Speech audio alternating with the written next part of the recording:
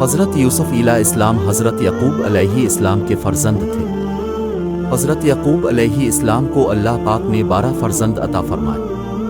حضرت یوسف علیہ السلام اپنے بھائیوں میں 10 سے چھوٹے اور 1 سے بڑے تھے، جن میں ماں کی طرف سے سگا آپ کا ایک ہی بھائی تھا جس کا نام بنیامین تھا، اور وہ اب سے چھوٹے تھے۔ قرآن مجید میں اللہ پاک نے حضرت یوسف کے قصہ کو سب سے اچھا قصہ قرار دیا۔ یہی وجہ ہے حضرت یوسف کا چاہے حضرت یعقوب سے جدائی کا قصہ ہو یا بھائیوں کا کنواں میں ڈالنا، زلیخا کی محبت ہو یا اب کی تربت سے جڑے واقعات ہی کیوں نہ ہو، پڑھنے والا مکمل پڑھے بغیر نہیں رہ پاتا۔ حضرت یعقوب کو اپنے بیٹوں میں سب سے زیادہ پیارے حضرت یوسف تھے، کیونکہ حضرت یعقوب ایک پیغمبر تھے اور حضرت یوسف پر ہونے والی نشانیوں سے سمجھ گئے۔ ان کی پیشانی پر نبوت کے نشان واضح ہیں، اسی وجہ سے حضرت یعقوب کو حضرت یوسف کی ہر وقت فکر لاحق رہتی۔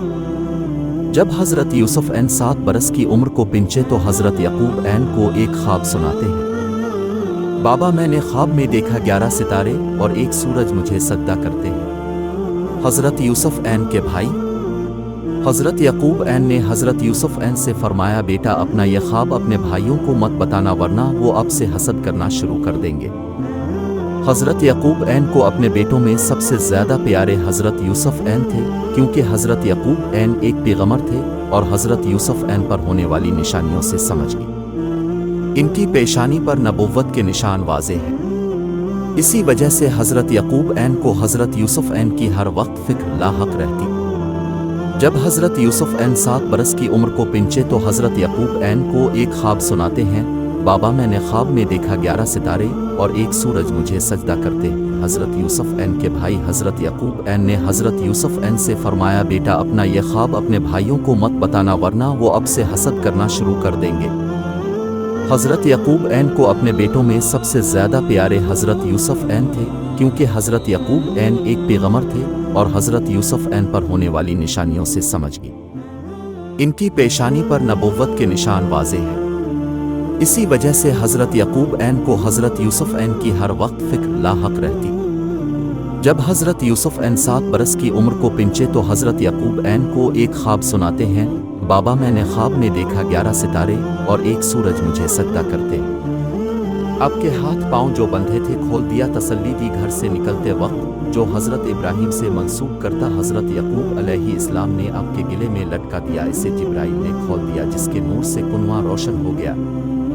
ادھر حضرت یوسف علیہ السلام کے بھائی واپس گھر کی طرف لوٹتے ہیں اور دور ہی سے رونا چلانا ڈیو مارنا شروع کر دیتے ہیں۔ جب حضرت یعقوب علیہ السلام باہر نکلتے ہیں تو یوسف کو نہ پا کر ان سے پوچھتے ہیں، کہاں ہے میرا یوسف؟ حضرت یعقوب کے بیٹے حضرت یوسف کا خون لگا کرتا آپ کو دکھاتے ہیں اور کہتے ہیں، یوسف کو ہمسی بیڑا چھین کر لے گیا۔ حضرت یوسف کے کرتے کو ایک جانور ذبح کر کے خون آلود کیا گیا تھا۔ حضرت یعقوب علیہ السلام فرمانے لگے، وہ کیا سیانہ بھیڑیا تھا جو میرے بیٹے کو تو کھا گیا مگر میرے یوسف کے کرتے کو نہ پھاڑا۔ دراصل یہ لوگ کرتے پر خون تو لگا کر لے مگر کرتے کو پھاڑنا بھول گئے۔ حضرت یعقوب فرمانے لگے، حضرت یعقوب کا صبر میں تمیری مکر حسد فریب کو سمجھ گیا، میرے پاس اب صبر کے علاوہ کوئی چارہ نہیں۔ حضرت یوسف 3 دن کنویں میں رہے، آپ کے برکت سے ہی وہ کنواں کھارے سے میٹھے پانی میں تبدیل ہو گیا۔ حضرت یوسف کے بھائی بکریاں چرانے کے بہانے روز کنویں کے اندر جھانک کر دیکھتے کہ کہیں یوسف باہر نہ آ جائے جس سے ہمارا راز فاش ہو جائے گا۔ آخر 3 دن بعد مدین سے مصر کے لیے آنے والا قافلے کے مالک زرخزہ نے پانی بھرنے کی غرض سے کنویں میں ڈول ڈالا تو اب ڈول پکڑ کر کنویں سے باہر آ گئے۔ اب کے بھائی یہ سارا ماجرا دیکھ رہے تھے۔ وہ اپنے کرتوت چھپانے کے لیے دوڑ کر تاجر کے پاس آئے اور کہنے لگے، یہ ہمارا بیوگے ہوا غلام ہے، ہم اسے ہی ڈھونڈ رہے تھے، اگر تم اسے خریدنا چاہتے ہو تو ہم تمہیں اسے سستے داموں چھے گے، مگر شرط ہماری یہ ہے کہ اسے ہمارے علاقے سے دور لے جاؤ۔ حضرت یوسف بھائیوں کو دیکھ کر خوفزدہ ہو گئے تھے اور خاموش ہی کھڑے رہے۔ زرخزہ نے آپ کو 20 دینار میں خریدا اور ساتھ لے گیا۔ اب حضرت یعقوب کے جگر کے ٹکڑے کی مصر کے بازوں میں بولیاں لگنا شروع ہو گئیں۔ اس وقت آپ کی عمر 13 اور 17 سال بتائی گئی۔ مصر کے بازار میں ہر شخص دوڑ لگائے کھینچا چلا آیا کہ آج مصر میں ایک خوبصورت غلام بچہ بکنے آیا ہے جس کی خوبصورتی کا دنیا میں کوئی ثانی نہیں۔ جب عزیز مصر کے کان اس بات کو سنتے ہیں، عزیز مصر بھی اس بچے کو دیکھ کر دیوانہ ہو جاتا ہے۔ عزیز مصر نے حضرت یوسف کے وزن برابر سونا اتنی ہی مقدار میں چاندی اور مشک دے کر حضرت یوسف کو خرید لیا۔ زلیخا کا حضرت یوسف پر الزام حضرت یوسف کو گھر لے گیا۔ اپنی بیگم زلیخا سے کہتا ہے، اس بچے کا خاص خیال رکھنا۔ حضرت یوسف کا حسن دیکھ کر زلیخا بھی خود پر قابو نہ رکھ سکی۔ ایک دن محل کے تمام دروازے بند کر دیے اور لگی گناہ کی دعوت دینے۔ اب فرمانے لگے، زلیخا میں ہر گز اپنے مالک کا احسان فراموش نہیں ہو سکتا۔ تم اللہ سے ڈرو، مجھے گناہ کی جانب راغب کرتی ہو۔ زلیخا اب کا حسن دیکھ کر بالکل پاگل ہو چکی تھی۔ وہ دوڑی حضرت یوسف کو پکڑنے کے لیے اب اس سے جان چھڑا کر بھاگنے لگے۔ اس کا اب کے پیراہن پر آ گیا جس پر وہ پیچھے سے پھٹ گیا۔ اسی وقت عزیز مصر کی دروازے پر ہوئی۔ زلیخا لگی رونے دھونے، اب کیسے غلام کو لے آئے جس نے اب کی بیوی کی عزت لوٹنا چاہیے، اسے جیل میں بند کر دیجیے۔ حضرت یوسف علیہ السلام فرماتے ہیں، اے عزیز مصر، یہ صاف جھوٹ بولتی ہے، اس نے مجھے ورغلانے کی کوشش کی، میں جب جان چھڑا کر بھاگنے لگا۔ عزیز مصر دونوں بیان سن کر حیرت زدہ ہوتا ہے اور کہنے لگا، اے یوسف، میں کیسے یقین کروں کہ کون سچا ہے؟ حضرت یوسف علیہ السلام نے گھر کے پنگوڑے میں 4 ماہ کا زلیخا کے ماموں کا بیٹا لیٹا ہے، وہ بتائے گا اللہ کے حکم سے کون جھوٹا کون سچا۔ عزیز مصر کہتا ہے، بھلا بچہ کیا بتائے گا کون جھوٹا کون سچا ہے؟ اتنے میں بچہ بول اٹھا،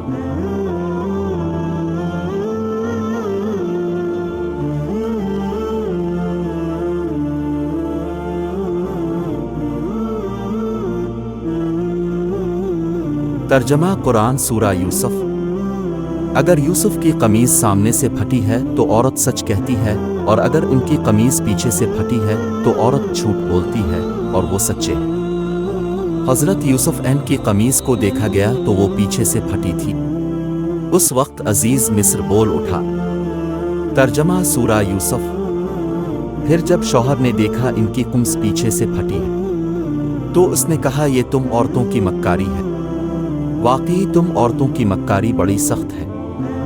شہر کی عورتوں میں یہ بات بڑی مشہور ہوئی۔ شہر کی عورتیں کہنے لگیں، اے زلیخا تو ایک خادم پر فدا ہو گئی۔ اس کا جواب زلیخا نے کچھ اس طرح دیا، محل میں ایک بڑی دعوت کا اہتمام کیا، ہر عورت کے ہاتھ میں ایک چھری ایک سیب دیا۔ جب ان عورتوں کے سامنے سے حضرت یوسف کا گزر ہوا تو وہ عورتیں حضرت یوسف کے حسن کی تاب نہ لا کر اپنی انگلیاں کاٹ بیٹھی۔ اب علیہ السلام کی انہی شہرت کو دیکھ کر حضرت یوسف کو جیل بھجوا دیا گیا۔ حضرت یوسف جیل پنچنے پر اپنے پروردگار کا شکر بجا لاتے ہیں، میرے رب، یہ قید خانہ میرے لیے زلیخا اور مصر کی ان عورتوں کی مکاری سے بچنے کے لیے بہتر ہے جو مجھے گناہ کی دعوت دیتی ہے۔ حضرت یوسف کے بارے کہا جاتا ہے، اب نے 7 یا 12 برس اسی جیل میں گزارے، جیل میں اپنے توحید کے پیغام کو جاری رکھا۔ تمام قیدی اب کے حسن اخلاق اور اب کے روائی سے بے حد متاثر ہوئے۔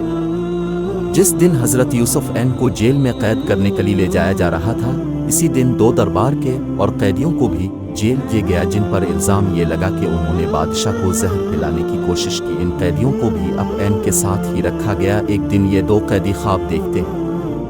پہلا قیدی اپنا خواب حضرت یوسف کو سناتے ہوئے کہتا ہے، میں نے خواب دیکھا کہ میں شراب کو نچوڑتا ہوں، جسے حضرت یوسف نے اس کی تعبیر یہ بتلائی کہ تم آزاد کر دیے جاؤ گے اور دوبارہ اپنے عہدے پر برحال ہو کر بادشاہ کو شراب پلاؤ گے۔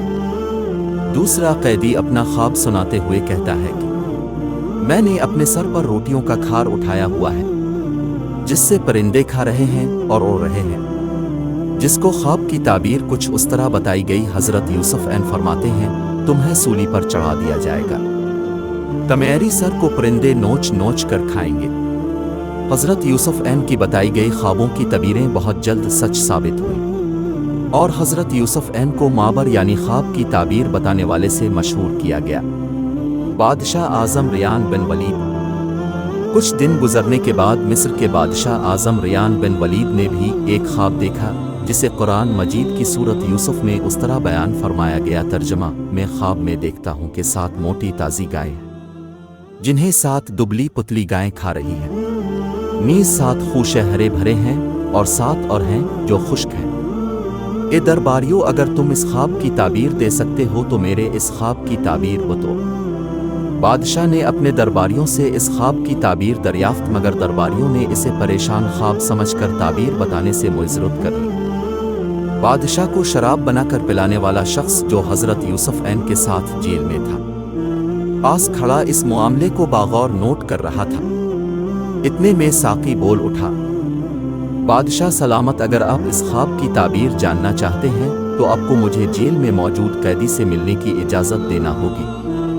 ساقی کو اجازت دی گئی۔ ساقی بادشاہ کا قاصد بن کر حضرت یوسف ع کی خدمت میں حاضر ہوتا ہے اور بادشاہ کا پورا خواب حضرت یوسف کے آگے بیان کرتا ہے۔ حضرت یوسف خواب کی تعبیر: